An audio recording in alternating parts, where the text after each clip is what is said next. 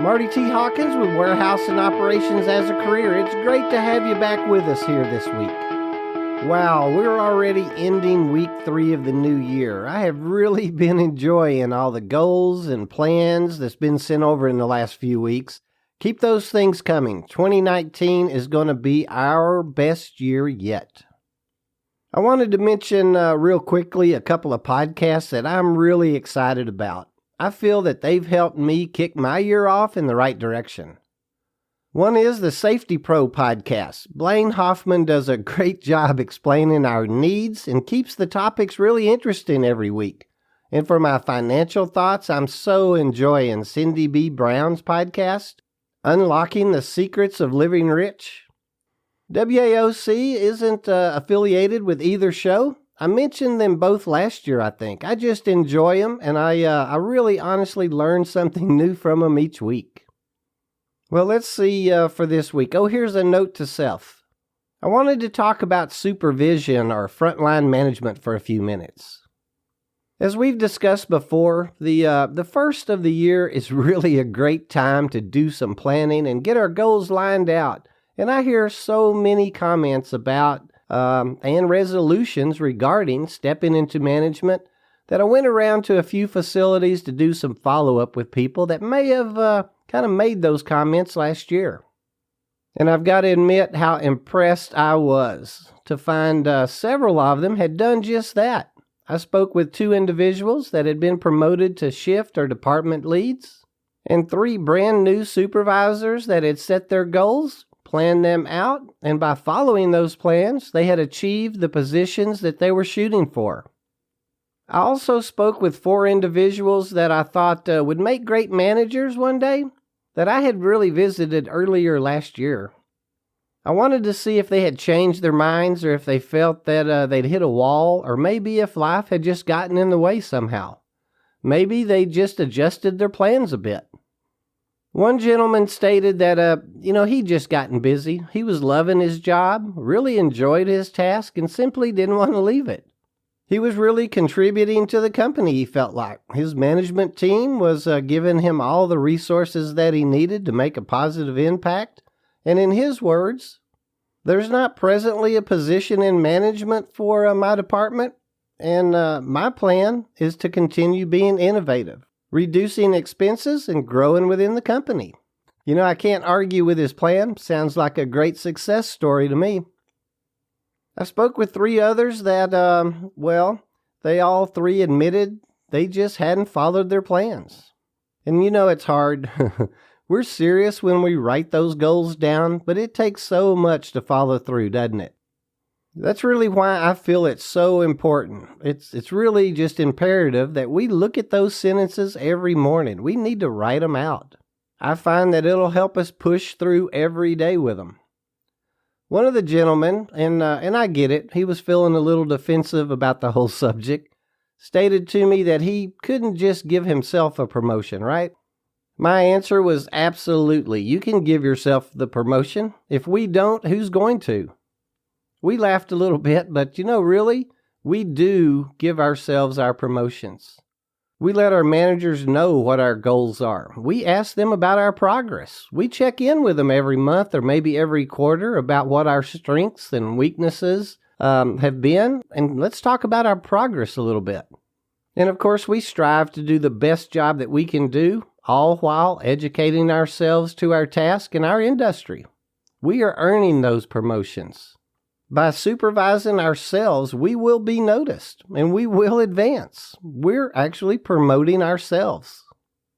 Each one of the new leads or supervisors commented about how difficult or challenging their new positions were. Everyone agreed that the first big hurdle was figuring out how to separate those old friendships and their new responsibilities, and how that was much more difficult than they had planned for. The second thing everyone noticed was that decision-making weighed on their shoulders. One of them told her story about overtime. She had a friend that needed the extra hours pretty bad, but she had another employee that was just flat out more productive than her friend was.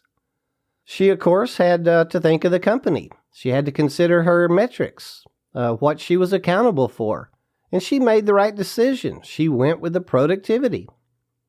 Every one of them had a story about decisions, and decisions are just a part of that job.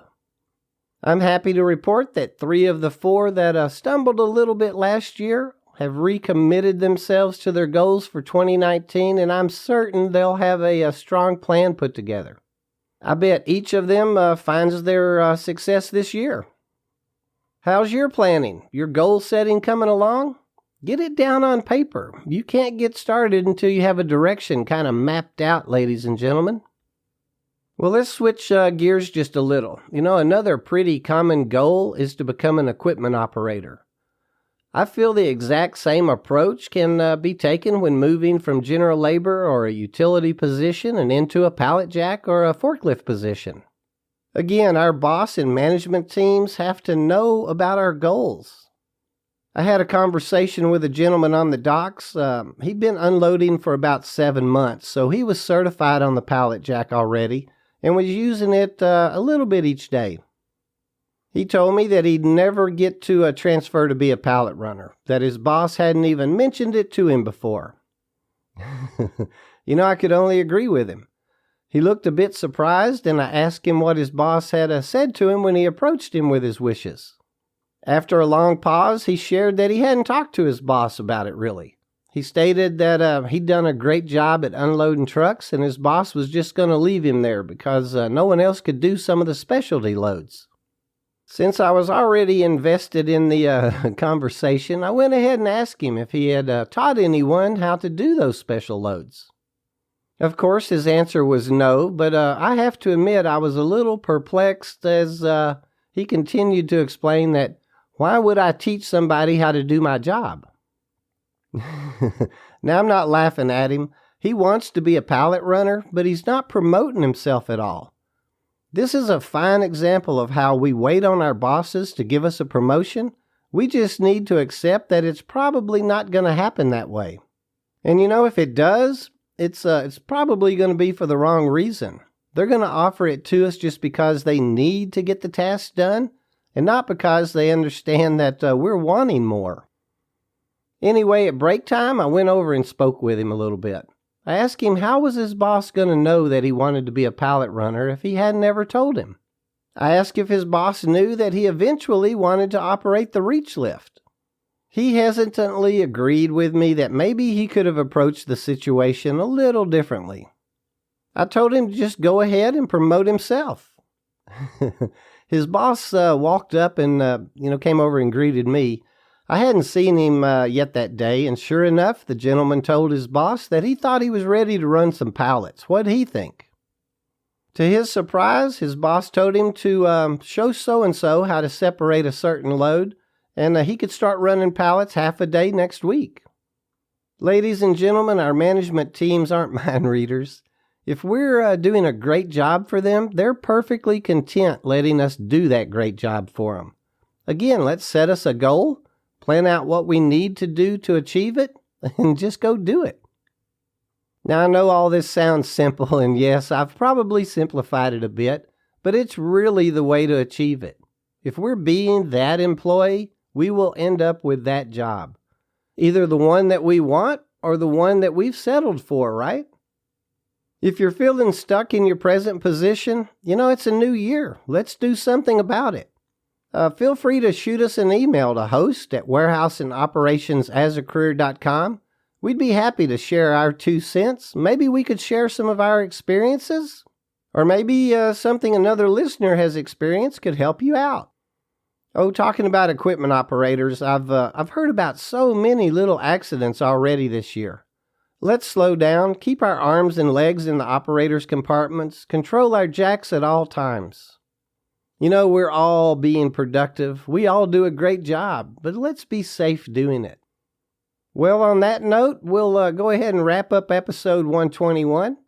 Please email us with a topic that you'd like to hear more on, or send us a comment, or maybe share a few of your experiences with us. We'll pass it on to the group.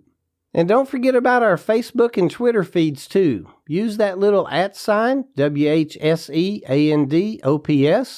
It's easy to share your thoughts there. Thanks for listening in. Go out there and give yourself that promotion. You've earned it, and I bet your boss will agree. Until next week, let's all slow down, be safe, make safety your first priority.